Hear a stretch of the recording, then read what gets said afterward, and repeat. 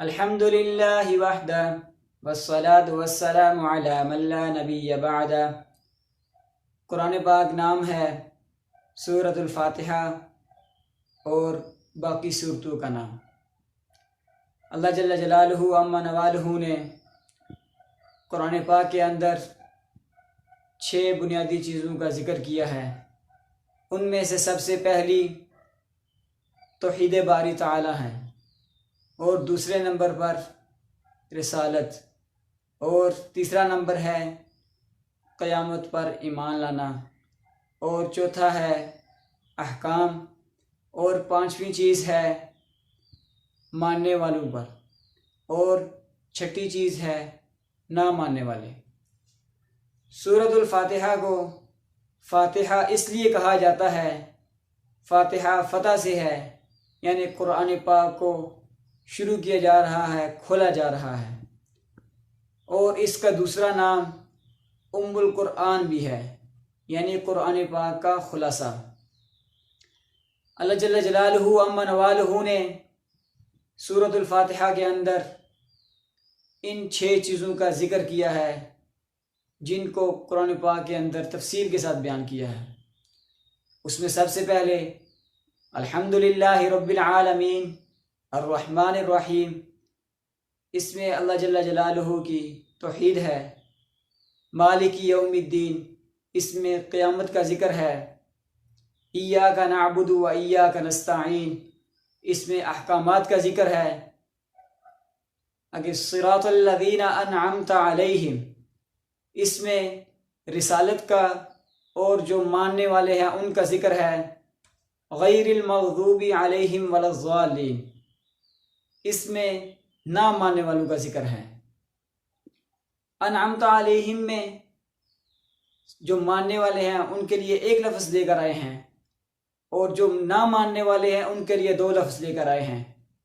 غیر المغضوبی، مغضوب اسے کہتے ہیں جو ضد ہٹ درمی کی وجہ سے نہ مانے۔ ضالین، ضالین اسے کہتے ہیں جو لا علمی کی وجہ سے نہ مانے۔ معزز سامعین حضرات، آگے سورت شروع ہوتی ہے سورۃ البقرہ۔ بقرہ، اس کا واقعہ میں آگے جا کر ذکر کرتا ہوں۔ یہ اس سورت کے اندر گائے کا ذکر ہے، جس کی وجہ سے اس کا نام بقرہ پایا گیا، بقرہ رکھا گیا ہے۔ اس کے شروع والی آیت ہے الف لام میم، اس کو کہتے ہیں حروف مقطعات۔ مقطعات مقطع سے ہے، یعنی کہ کاٹنے والا۔ اللہ جل جلالہ عما نوالہ کے نام کو جو یہ الف لام میم ہے، اس کا معنی صرف اور صرف اللہ جل جلالہ ہی جانتے ہیں، باقی کوئی بھی نہیں اس کو جان سکتا۔ اور اس میں ایک حکمت یہ ہے کہ الف لام میم ایک آیت ہے۔ مشرکین مکہ کو اللہ تعالیٰ کی طرف سے چیلنج ہے کہ تم اس طرح کی فصیح اور بلیغ کلام لے کر آؤ، لیکن وہ اس سے بھی عاجز آ گئے۔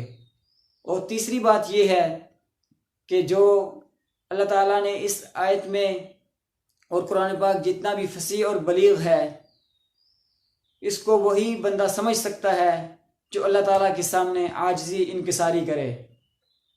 آگے پھر ایمان والوں کی صفات کو ذکر کیا ہے کہ وہ بن دیکھے ایمان لاتے ہیں، اور دوسری صفت یہ ہے کہ وہ نماز قائم کرتے ہیں، اور تیسری صفت یہ ہے کہ وہ صدقات اور زکوٰۃ ادا کرتے ہیں، اور آسمانی کتابوں پر ایمان لاتے ہیں، اور فرشتوں پر ایمان لاتے ہیں، قیامت پر ایمان لاتے ہیں۔ اس کے بعد منافقین کی جو بری عادات ہیں ان کو بیان کیا گیا ہے کہ وہ بے وقوف ہیں، احمق ہیں، سفاک ہیں، اور مسلمانوں اور ایمان والوں کا مذاق اڑاتے ہیں، اللہ تعالیٰ کی آیات کا مذاق اڑاتے ہیں، غرور و تکبر میں رہتے ہیں، اور حسد کینہ بغض ان کے اندر بھرا ہوا ہے۔ اس کے بعد حضرت آدم علیہ السلام کو سرزمین پر خلیفہ بنانے کا واقعہ ہے کہ اللہ جل جلالہ عما نوالہ کا فرشتوں کے ساتھ مکالمہ ہوا کہ میں ایک انسان کو اپنا خلیفہ اور نائب بنا رہا ہوں، اس کا ذکر ہے کہ آدم علیہ السلام کو اللہ تعالیٰ نے سرزمین پر خلیفہ اور نائب مقرر کیا، اور شیطان کا آدم علیہ السلام کو سجدہ نہ کرنا، اس کے بعد شیطان کو مردود کہہ کر اللہ تعالیٰ نے جنت سے نکال دینا، اس کا ذکر ہے۔ اس کے بعد گائے کا ذکر ہے، جو بنی اسرائیل میں ایک آدمی جو قتل ہو گیا، تو انہوں نے درخواست کی حضرت موسیٰ علیہ السلام سے کہ آپ اللہ تعالیٰ سے دعا کریں کہ ہمارے قاتل کا پتہ چل جائے کہ اس کو کس نے قتل کیا۔ تو حضرت موسیٰ علیہ السلام نے اللہ تعالیٰ سے دعا کی، تو اللہ تعالیٰ کی طرف سے یہ حکم ہوا کہ ان کو کہو کہ ایک گائے کو ذبح کریں، ذبح کر اس ذبح شدہ گائے کا ایک گوشت کا ٹکڑا اس مردے کو لگائیں، وہ اٹھ کر خود ہی بتا دے گا کہ میرا قاتل کون ہے۔ چنانچہ ایسے ہی کیا گیا، قاتل اٹھا اور اس کے بعد اس نے اپنے مقتول اٹھا اور اس نے اپنے قاتل کا بتا دیا کہ میرا فلاں میرا قاتل ہے۔ تو اس میں بہت سی حکمتیں ہیں۔ پہلی حکمت یہ ہے کہ کچھ لوگ بنی اسرائیل میں مرنے کے بعد دوبارہ زندہ ہونے کے قائل نہیں تھے، جب انہوں نے یہ منظر دیکھا تو وہ بھی قائل ہو گئے۔ دوسری حکمت یہ ہے کہ وہ بچڑے کی عبادت کرتے تھے، جب ان کے سامنے بچڑے کو ذبح کیا گیا تو انہوں نے یہ سمجھ لیا کہ جو معبود ہوتا ہے وہ ذبح نہیں ہوتا، مرتا نہیں ہے۔ ان کے سامنے یہ بھی بات واضح ہو گئی۔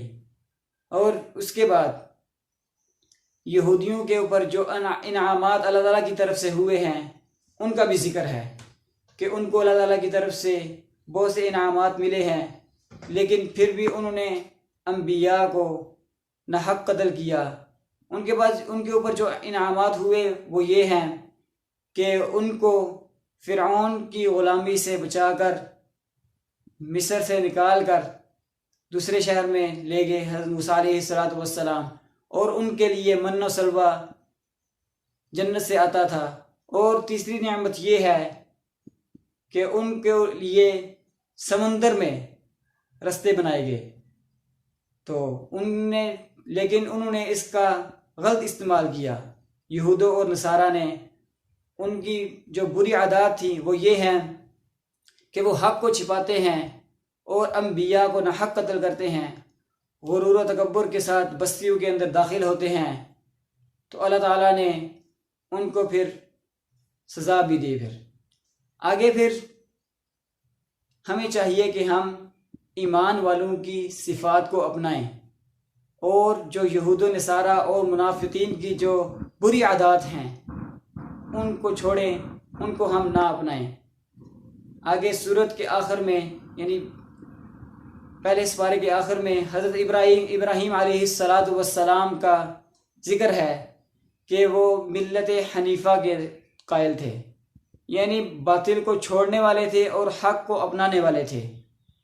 حضرت ابراہیم علیہ السلام کا ذکر ہے کہ انہوں نے جو حق کو اپنایا اس کا معیار کیا ہے؟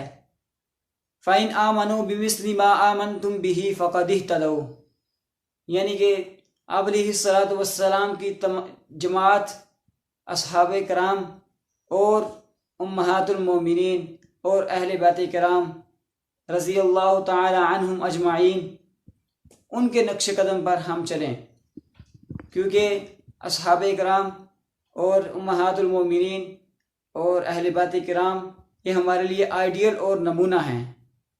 ان کے جو عقائد ہیں، انہوں نے جو اعمال کیے، ہم وہی عمل کریں تو ہم ملت ابراہیمی کو اپنانے والے ہوں گے، کیونکہ حضرت ابراہیم علیہ السلام کے اعمال عقائد درست تھے۔ اسی طرح اصحاب کرام اور امہات المومنین اور اہل بیت کرام کے بھی عقائد درست اور ان کے اعمال بھی درست ہیں۔ اس لیے ہمیں چاہیے کہ ہم جو نیک لوگ ہیں ان کے ساتھ اپنا تعلق رکھیں جو باطل والے ہیں ان کے ساتھ اپنا تعلق نہ رکھیں۔ اس وجہ سے ہمیں کوشش کرنی چاہیے کہ ہم نیک لوگوں کے ساتھ، جن کے عقائد اچھے ہوں، درست ہوں، ان کے ساتھ اپنا میل جول رکھنا چاہیے۔ اللہ تعالیٰ سے دعا ہے کہ اللہ تعالیٰ ہمیں عمل کرنے کی توفیق